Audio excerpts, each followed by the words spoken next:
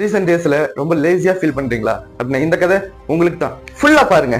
100 days 100 குட்டி story சேலஞ்சில் இன்னைக்கு டே 26. ஒரு ஊர்ல வாழ்ந்து வந்த புத்திசாலியான அரசர் தன் கீழே 3 மந்திரிகளை வழி நடத்தி வந்தாரு. அதுல ஒரு மந்திரி மட்டும் அரசர் சொல்ற வேலைகளை செய்யாம செஞ்ச மாதிரி காட்டிட்டு ரொம்ப சோம்பேறியா இருக்கிறத அரசர் பாக்குறாரு. ஒரு நாள் அந்த மந்திரிக்கு காய்ச்சல், தலைவலி, கை கால் வலி, ஒரு வித்தியாசமான நோய் வருது. அவரும் பல வைத்தியர்களை சந்திச்சு ட்ரீட்மெண்ட் எல்லாம் எடுக்கிறாரு.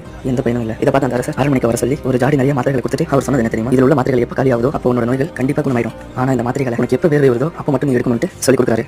இதை கேட்ட அந்த மந்திரியும் எப்படா நமக்கு வேர்வை வரும், இந்த மாத்திரைகளை சாப்பிடலாம்னு காத்து நிற்காரு. அது குளிர்காலம்ன்றனால அவருக்கு வேர்க்கவே இல்லை. வேற வழியே இல்லாம அரசபை வேலைகள், வீட்டு வேலைகள், மக்களுக்கு ஒரு உதவி பண்ற பல வேலைகளை சீரியஸா பண்ண ஆரம்பிக்கிறாரு. பட் ஒவ்வொரு டைம் அவருக்கு வேர்க்கும் போதும் அந்த மாத்திரையை சாப்பிட ஆரம்பிக்கிறாரு. கொஞ்ச நாட்களே அவரோட நோய்கள் எல்லாம் குணமாயிடுது. அரசரை பார்த்து நீங்க கொடுத்த மாத்திரைகளுக்கு ரொம்ப நன்றின்னு சொல்லும்போது பதிலுக்கு அரசர் சொன்னது என்ன தெரியுமா? உன்னோட நோய் இந்த மாத்திரைனால சரியாகல, நீ செஞ்ச வேலைகளால தான் சரியாச்சு. ஏன்னா உங்ககிட்ட கொடுத்தது வெறும் இனிப்பு மிட்டாய் மட்டும் தான். எப்பவுமே சுறுசுறுப்பா இருந்தா தான் இந்த நோய் நொடியும் நமக்கு வராதுன்னு சொன்னாராம். இந்த காலகட்டத்துக்கு இந்த கதை கண்டிப்பா உதவும். டெக்னாலஜி அட்வான்ஸ் ஆகிறதுனால நம்ம லேசி ஆயிட்டோம். அப்புறம் பிசிக்கல் ஆக்டிவிட்டிஸ்ல ஃபோக்கஸ் பண்ணுங்க. இந்த வீடியோ உங்க ஃப்ரெண்ட்ஸுக்கு ஷேர் பண்ணுங்க, அவங்களும் தெரிஞ்சுப்பாங்க. லைக் பண்ணுங்க, கமெண்ட் பண்ணுங்க, ஷேர் பண்ணுங்க. மறக்காம நம்ம சேனலை சப்ஸ்கிரைப் பண்ணிருங்க.